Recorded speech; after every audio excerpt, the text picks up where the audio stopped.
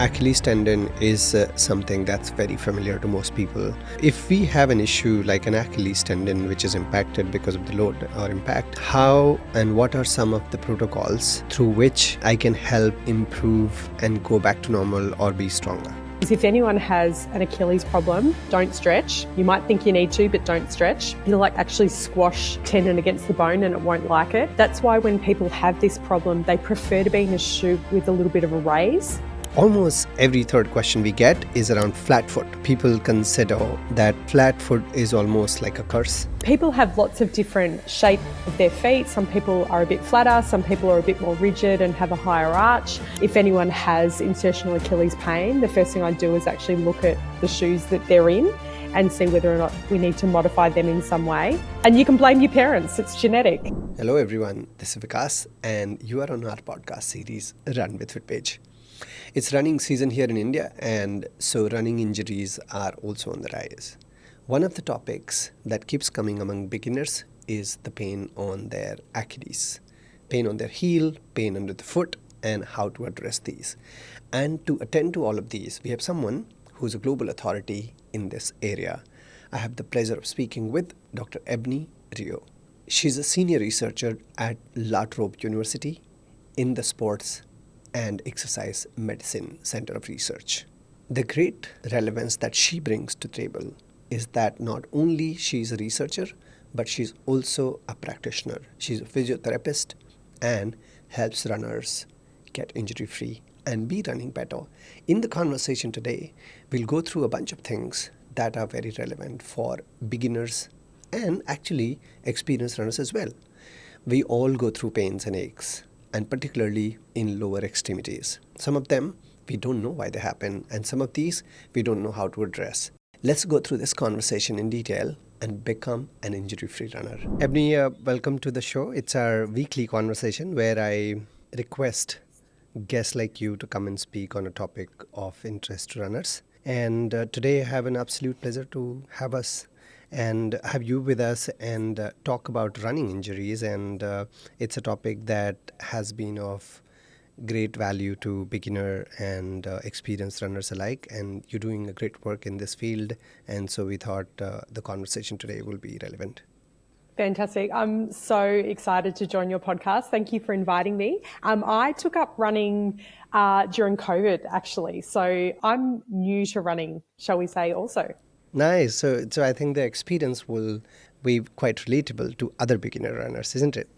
Absolutely. Yep. Awesome. Potentially what not to do. Exactly. And that's important because almost every literature and content we keep reading about what all to do, and we keep trying different hacks and tricks, and more often than not it's not as helpful. So being able to say what not to do will be of great value for sure. How about we start with how you started academically and how you are doing what you are doing today, what it led for you to practice where you are today? Sure. So I've always played sport and grew up playing basketball. I still play basketball. And so I had my fair share of injuries growing up. So I knew very well what a physio did. And academically, I became interested in tendons because when I was working at the Australian Institute of Sport, we could really confidently say to coaches if someone had a bone stress injury or a muscle strain, timelines, and give quite definitive, rightly or wrongly, loading parameters around what they could do, and we could grade them, and it wasn't perfect, but I felt like we had quite a bit of information. And then managing tendons just seemed like and there's been amazing work over the years by giants in the field, but I just felt like we still had so many questions, and that just kept me interested. So that's the path I went down. Nice. Very cool. And I think our discussion today will revolve around tendons. Great. What exactly are these and how they play such a great role. We'll come to that. But currently, where are you based, and what's your day work like from relevance point of view? Of course, I'm going to cover this in the introduction for sure, but understanding from you will be of great value too. Sure. So I split my time between being a physiotherapist and being a researcher. So I'm about half-half. So I work at the Victorian Institute of Sport with our Olympic and Paralympic athletes, and I work at the Australian Ballet with the National Dance Company, and then I have a La Trobe research position. And I joke around that I haven't decided what I want to be when I grow up, and I think that's true. I love being a physio and I love being a researcher, and I think doing both actually sort of keeps me fresh, and it makes my research really relevant, because I think if I can't use that in the clinic, I'm not going to study it. I think it puts you in quite a unique position, isn't it? A researcher generally is in the lab reading, researching, and here you're able to apply right away as well. Absolutely. And I think so many of my research studies, I've, generated them with an athlete, in a conversation, or I've been curious as to why someone didn't get better, or perhaps why someone did get better. So yeah, I really enjoy the mix. Absolutely. Beautiful. So let's get into the conversation in talking about running related injuries. As we were discussing backstage, beginner runners, when they start to run, very soon they realize there are a lot of aches and pains that come their way, and we keep hearing someone having a knee pain, someone having a shin pain, someone having ITB pain, etc., etc. So a bunch of things happen. I wanted to understand from the very basic. As people are starting to run, the cardiovascular system is improving fairly quick, but the musculoskeletal system is not improving as quick. It's taking longer to adapt. What's happening? Why do people experience these pains and aches to start with? And I would request you to also address the myth around where almost every beginner runner thinks if they're getting a knee pain, that is because of running, and running damages the knee and things like those. So let's start from the very basic, and then we'll take it from there. So you actually need quite good strength in your muscles and in your tendons to be able to run. And often when we launch into a new activity like running, we just start, and it might be some sort of walk jog program, but not a lot of people actually do the preparation in terms of the strength in and around the calves and, the quadriceps and the glutes. So you're right, we improve our cardiovascular system, but we put quite a bit of load through our body that's just unaccustomed. And depending on how quickly people ramp up, might depend on how many aches and pains they get. So I'd recommend that all of our runners actually complement their running with strength training. And it doesn't need to be really complicated. For something like the very basic for calf raises at home, single leg on each side with really good technique, that's going to be good enough. If people don't love the gym, that's okay. If they do, that's great. But there's lots of different options for keeping people strong. And to your point around running is not bad for knees, running is great for knees. So we can absolutely bust that myth. And if someone is experiencing, new knee pain, again, they'd really benefit from getting some good strength training in to complement their running. And it might be that they perhaps don't run up or down hills for a while. Like they might modify the terrain they run on just from a comfort point of view, but no, they're not doing any damage. Got it. So when I'm starting to run, why is it that I'm starting to get different aches and pains, and why do I need to strengthen my lower extremities particularly? Why I'm asking this is because when I'm living my daily life, it's normal. It's not hurting. When I'm walking, it's not hurting. But the moment I start running, in a few days, I start to feel, it seems like my entire body is screaming. So you can think of your entire body, so your bones, your tendons, your muscles. You can think about it in terms of your load and your capacity. So your capacity, so how much you can do, only ever just exceeds the load that you put on it. So walking is here, your load is below your capacity, and you're fine. Whereas if you're getting some aches and pains, that means your load is just above your capacity. So what strength training allows you to do is use load to increase your capacity so that running now fits here. The reason I like that is that works for all of our runners, in terms of the ability to understand aches and pains, even in elite runners. So you can have someone with unbelievable capacity that can still overload. They can still do more training or whatever sort of metric you might have, or you might have someone who's just starting and they've got very, very low capacity, but as long as they build slowly, that load will actually continue to improve them. So that kind of relationship helps me to understand why it doesn't hurt to walk, but it might hurt to run at the moment. Right. And I think one of the reasons could be that when we're walking, the impact on every step when we are landing is not as much because of less gravitational force and also the less impact. As we start to run, we are landing with a lot more force, and then we are pushing ourselves with a lot more force as well, and many more times. And I think this could be one of the reasons why when we are running, the load is a lot more than the capacity at that point of time, isn't it? Spot on. And as well as the increase in, the ground reaction forces that you're talking about, when we run or do things at a faster rate of loading than walking, we also use our tissues differently.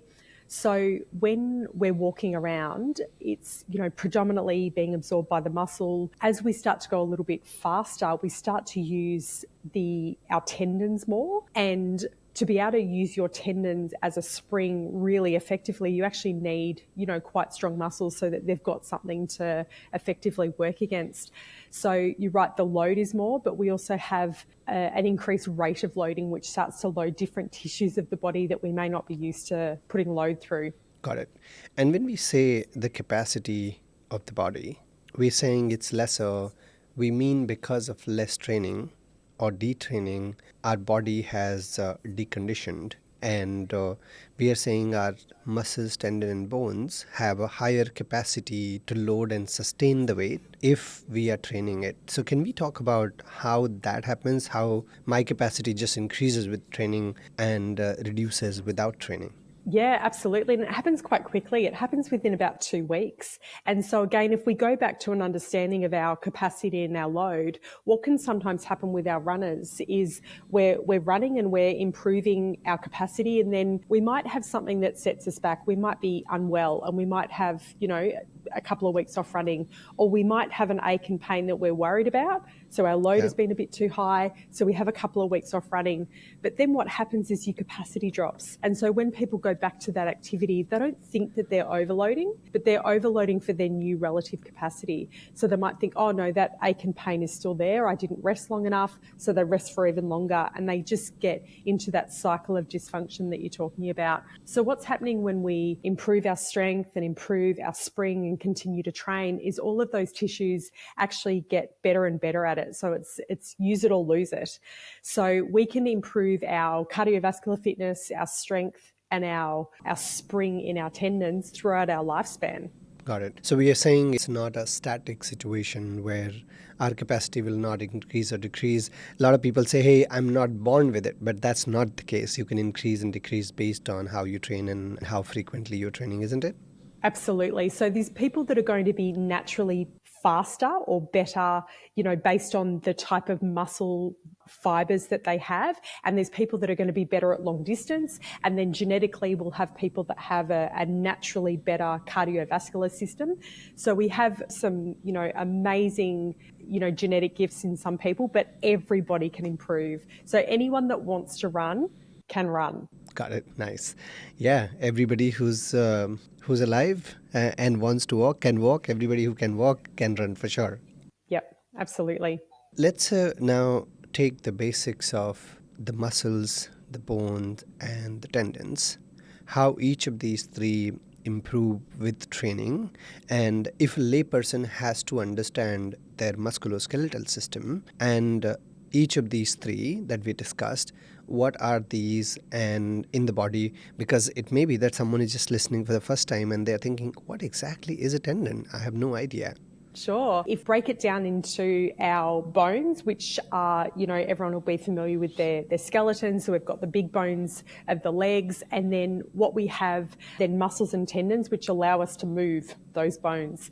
So our muscles are, at the main ones in our running. So we've got our quadriceps at the front of the thighs, so the upper leg. We've got our hamstrings at the back, and then we've got what we call our calf muscles, which are below the knee at the back. They're really important. Same with our gluteal muscles. So all of our leg muscles work when we're running. But attached to our muscles, we have these tendons, and the tendon attaches the muscle to the bone and it transmits the force to the bone. And its job is to make us even more efficient. So we can think of the tendons in our lower limbs as being a spring. And a really good example is if you look at a kangaroo jumping. They've got an amazing Achilles tendon. So the Achilles tendon is the big tendon at the back that attaches the calf muscle down onto the heel bone. And it's incredibly important in running and helps make our running more efficient. If we had to just contract our muscle with every single step, it's not very efficient. And so the muscle works in a smaller range. It's actually our tendon that does a lot of the work during running to make it a much more efficient activity, particularly as we're running faster. Got it. So are we saying that there is a role of stronger bones, stronger muscles, and stronger tendons, each of these, for us to run better? Yes. So when we're doing an activity like running, we have our bones get stronger because of the impact that actually helps our bones get stronger. But the other way that our bone gets stronger is the muscle actually pulls on the bone. It has some connection into the bone as well. And so that's another reason why strength training is so good for running, because it actually conditions the bone to get used to those loads so that when you run, your bone goes, oh, I've done this before. I know this load. I'm used to this load. It's not a new load. So running is incredibly important for bones, tendons, and muscles. And particularly in the early stages, having time between runs actually allows that adaptation, or those muscles, tendons, and bones time to kind of adapt and regenerate and get stronger and build. Got it. So I think the bones are getting stronger. The bone density is increasing. Yes. The muscles are getting stronger, so both of these are connected. The musculoskeletal system is made of the tendons, bones, and muscles. And the tendons' role, for basic understanding of people, is tendons are these connective tissues, isn't it? Yes, the connective tissue that connects literally muscle to bone, but not as just a passive structure. It actually works as a spring. So next time people are out running, they can actually think of their Achilles tendon acting like a spring with every step that they take. Got it. Now, I think people must be visualizing how it's going to look like. So now, if I'm running, and I think we can take a couple of scenarios. So if I'm running, I'm a beginner, I go overstride, I run faster than I could. Next day or 2 days later, I have sore Achilles. I just cannot move it. It's very, very tender. And this is one question that keeps coming from people. So here we are saying the tendons are sore because they are not as well trained. What's happening here? It's a really good question, and it does get back to that load and capacity. So if we do more than what that tendon is capable of, you can get sore. And what will happen is kind of the weakest link in the chain will go. So for some people, that might be a stress reaction, so it might be the bone, and for some people it might be the tendon. So if people have sore tendons, the first thing is don't panic. The second thing is you will benefit from reducing your running load while it's sore. But you don't have to do nothing. So what tendons really like, so we talked about them acting like a spring, but the opposite of that is when we apply some sort of exercise that's either static, like an isometric calf hold, or a through range calf rise. So rising up onto the ball of your foot and lowering down. So both of those are fantastic exercises to do if anyone has a sore Achilles. And you can do those each day. And then the next time you return to your running, what we would try and do is less than what you did in the session that made you sore. So just say you increase your load up to 5 kilometres, and that gave you some Achilles soreness. The next time you do a run, you'd be wise to do less than that and just try and let the tendon readapt to some load. So you don't have to completely rest. You can do some strength training and try and settle your morning symptoms down as best you can. That's the best marker for tendons. It's not pain during exercise. Tendons are a little bit sneaky and they warm up, which means some people actually risk overloading because they'll warm up, feel amazing, do way too much and be sore the next day. Or some people are sore at the start, get nervous and they underload. So if you do have tendon pain, we don't want you to base your running on how you feel at the time. You really want to base it on those morning symptoms. And if your symptoms are low and stable, your tendon is happy with the load you did yesterday. Yeah, no, it does. And I have a couple of supplementary questions. So I understood that if I have a tendon pain, the way to manage it first by resting, reduce the load. And reduce the running load. You don't have to running completely rest. Yes. Got it. It should not be that I'm on bed rest now. No, you don't need bed rest. Got it. Now, and the way for me to identify that it's a tendon-related pain, how will that be? Is it if I'm touching something and it's hurting, then it's a tendon pain, or it's a muscular pain? How do I know? Yeah, it's a really good question. So if we focus on the Achilles, so the Achilles will be the main tendon that runners might have pain. So if you have pain in the front of the knee, it's unlikely to be your tendon. If you're a runner, it's far more likely to be the kneecap joint. So let's talk about the Achilles. So these two sites in the Achilles tendon that can be painful. One is what we call the mid portion, and that's either side of the middle part of your tendon. So if people can feel their calf muscle all the way down, it'll thin down into their Achilles tendon, which is kind of the little rope at the back of their heel. And the second part is down on the heel bone, usually on the outside bit, and we call that the insertion. Now, the tendon actually might be sore to touch in lots of runners, so it's actually not a great test for people to do. The best way to determine if you think it's your Achilles is you'll have that quite focal pain when you run. So not when you pinch it, but when you run, that's where you'll feel it, either down on the heel bone or in the middle part of your tendon. And a characteristic feature is that morning stiffness that we spoke about. So if you go for a run today and you do a bit too much, tomorrow morning is when you'll really know about it. So, and the third thing is that it warms up. So if someone has a pain that's getting worse the longer they run, it's not the tendon, it's going to be something else. And it can be the outside kind of sleeve that goes over the tendon, but that's a different presentation, a different diagnosis, and it needs a bit of a different management. So no one's allowed to poke their tendons. That's not a good test of whether or not it's sore. It's where the pain is during load and the fact that it warms up, but then you've got that 24-hour stiffness. So there are three features: focal, warms up during running, worse the next day. Got it. And I think for us beginners, it's very easy then to differentiate between a tendon-related pain versus others, because you're right, first kilometer it feels little painful, and as I start to warm up fully, the pain goes away and feels like, hey, I should run more because now everything is fine. Yes. Yeah. They're deceptive. Exactly. Yeah. And then the next day you'll think, oh, I made a mistake. Got it. Yeah.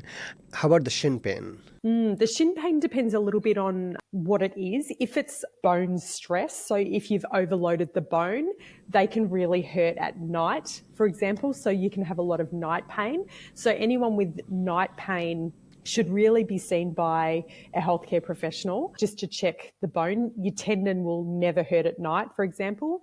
But shin pain, it can be the attachment of the muscles pulling into the shin. And if that's the case, we might call that shin splints, or, it's got a lot of different names.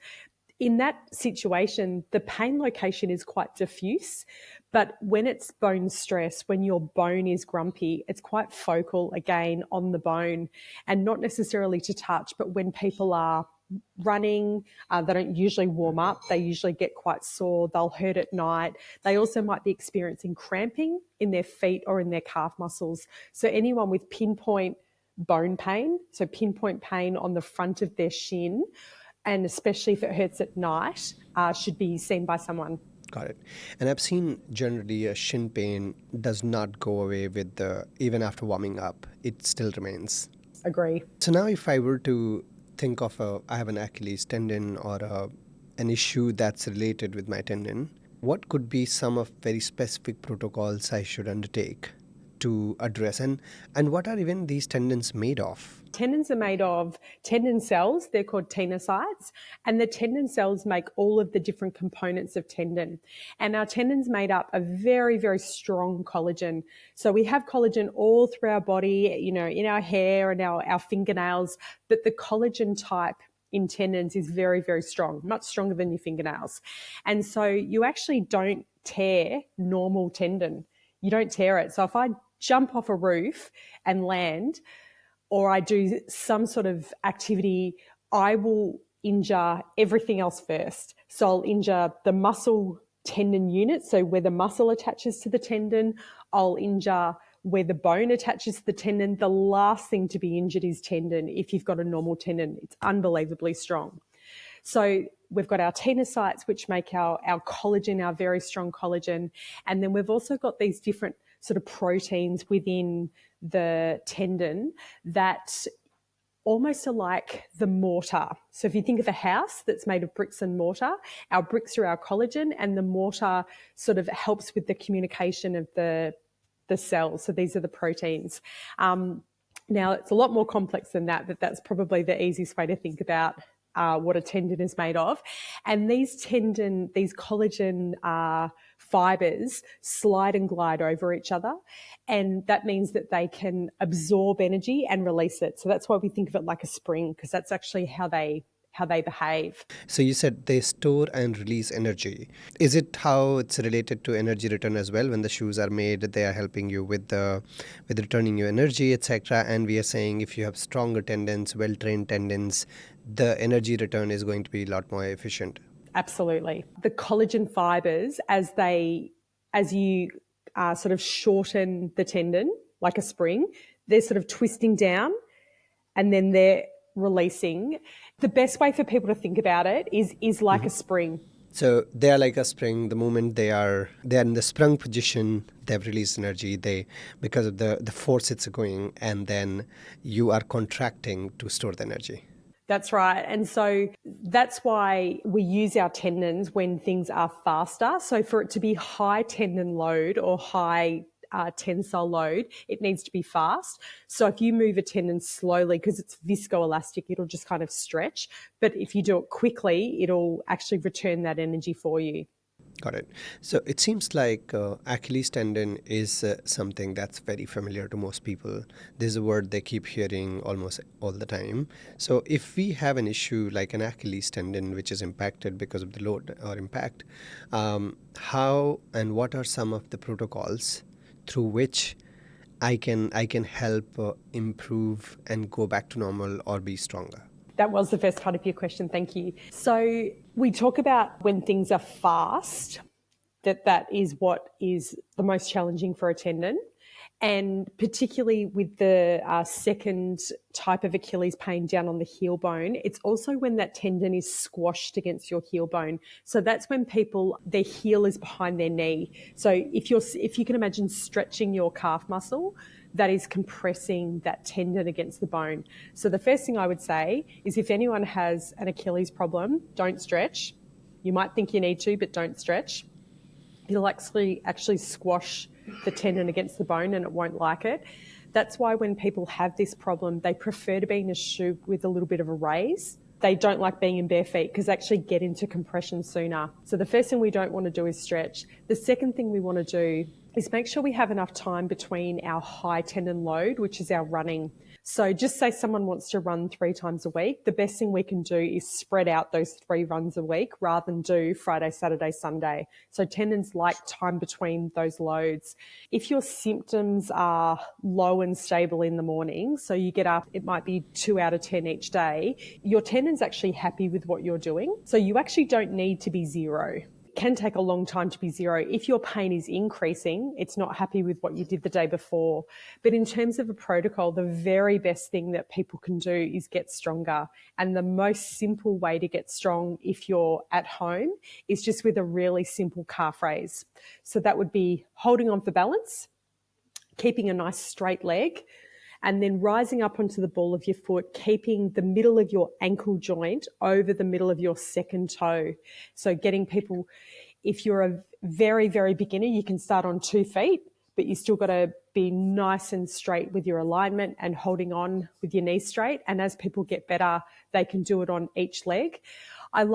I often ask runners to do it at night. That way they've got the whole night to recover their calf before they might want to run the next day. You don't want to do it right before you run because you'll just be a little bit fatigued. But we want our runners to do at least sort of 25 of these. And if anyone trying this at home, that's quite a challenge. So if you're doing fewer than 25 at these, you can actually start and that'll help protect you. Got it. Do you suggest it should be on an elevated platform or not? Meaning the heel should not get stretched is what I'm understanding. Yeah, I would do it from flat ground and above. The risk of doing it off a step is either for squashing the tendon, and there's also another tendon called your plantaris, which is squashed if you go off a step. So it's much safer for most people if they're just listening at home and not under the care of anyone to just do it from flat ground. Got it. And in case I'm having pain, there are two types of therapies I've seen, the ice and heat therapy. Which one is better? What should be applied and not? Well, interestingly, neither of these really help. So people can use either if they like it, if it helps feel a bit better, but neither of them really have good evidence when it comes to tendons. They won't do any damage. They're both completely safe, but there's not good evidence for either. Got it. So the best evidence is for exercise. They're better off putting the ice pack away and doing 20 calf raises. We are the ones who look for immediate help and yes. reduce inflammation. People look for different medicines, muscle relaxants, ointments, and a bunch of these things. But actually, you made a really good point. We used to think that tendons were inflammatory, and we now know that they're not. So we actually don't have a classic inflammatory process. So if you go for a run and sprint and you pull a hamstring, we have this process in our muscles where we have this inflammatory response, and then we have this scar, and the scar kind of matures, and, you know, we sort of remodel this muscle over time. Tendon pain and tendinopathy is nothing like that. The cells that I spoke about before, the cells get really grumpy, and what they do is instead of producing the small proteins that I spoke about where they draw in only a little bit of water, they actually kind of bubble wrap these proteins around themselves to kind of protect themselves from the overload. And these bigger proteins draw in a lot of water. So we used to think that was inflammation, but it's actually just water. So if anyone has a swollen tendon, your tendon's full of water.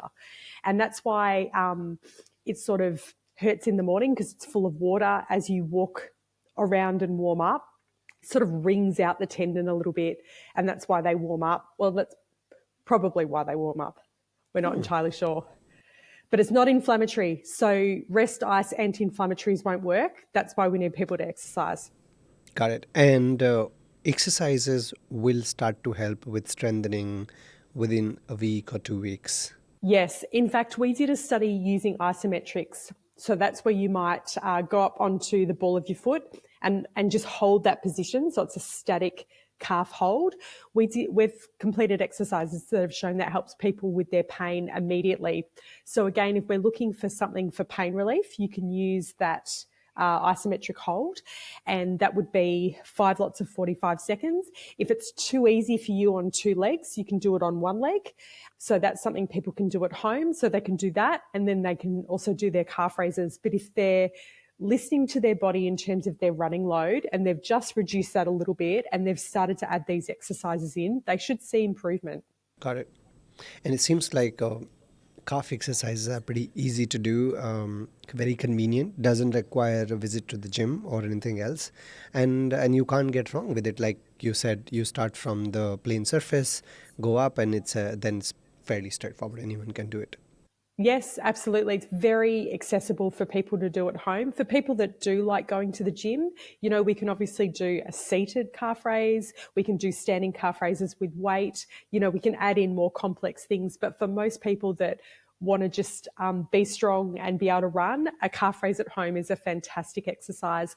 The other thing that's really important is a really big driver of our balance is strength. And so we actually want our older listeners to keep really strong in the calves, because that also helps them protect from falls when they get older. So yep, calf strength is incredibly important. Got it. And how about strengthening of the feet? Actually, your feet work quite hard when you're doing your calf raises and also when you're running. If people wanted to do something quite specific for their feet, you can get like a stretchy band, like a TheraBand, and you can do, we call them toe push downs. So you put the band like a loop underneath the big toe and you actually push down against the resistance. So you can do that with all of your toes, if you like. And that's one way of loading through your feet, or you can just do really good calf raises. Got it. So you're saying the good calf raises will strengthen the feet as well, and Yes. feet strengthening also is important to make sure the Achilles tendon is protected. Yes, absolutely. Got it. Then the related question comes to it is how about the pain in my plantar fascia? Is it different than Achilles tendon? And if it is, what is it and how is it happening? So the plantar fascia is much like a tendon, actually, in terms of the structure. And even when it's sore, if we look at the plantar fascia under ultrasound, for example, the changes are quite similar to the Achilles tendon. It's different in terms of location. So we talked about the Achilles tendon either being the midpoint of the tendon or down on the heel bone. When we're talking about the plantar fascia, it's on the inside part of the heel towards kind of the arch of the foot in that sort of pinpoint spot. And what is actually really exciting is the things that protect our Achilles, protect our plantar fascia. So again, this gets back to strength. One thing I would suggest a little bit differently though for the isometric is if you isometrically hold on a step, but with your ankle in neutral. So you're holding on for balance, but you're actually holding yourself in a neutral position and you're not on the ball of your foot. That's a nice isometric position for the plantar fascia. So it seems, and thank you for mentioning the difference, because people, the beginners particularly, may get confused between plantar fasciitis and Achilles tendon issue.